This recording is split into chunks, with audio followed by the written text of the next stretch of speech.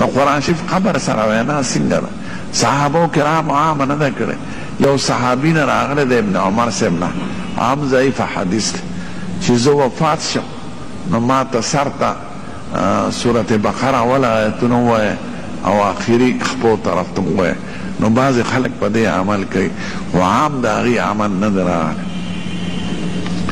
تلاوت جماعت کې وکړه ثواب یې هغې ته ووایه، که لاړې فاتحه دې ویله خیر، خو مستقل ورته ناسته او ختمونه کول دا صحابه کرامو نه دي کړي.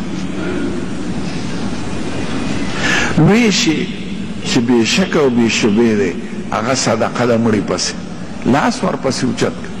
که کور خورې هم وایه خدای د دې ثواب مې پلار او مور ته ورسه، نو د صدقې نه بهتر شي نشته. او بې شکه دعا او صدقه په اتفاق د امت سره رسي مړي ته. که یو کمره جدا جوړې د جماعت په یو طرف کې او لیټرین پکې جوړې یو طرف ته، خو چې پلیتي جماعت ته نه راځي نو خیر دی. چاوی کور کې یو پیشو وه، هغې به ماشومان خوړل. یو ښځې په غلطۍ کې دا پیشو په ځای بلې پیشو له د دارو ورکړه چې مړه شي. دویمه پیشو مړه شوه، نو خدای نه دې معافي غواړي، څه کفاره یې نشته. خو موذي حیوان وجل دوا دی.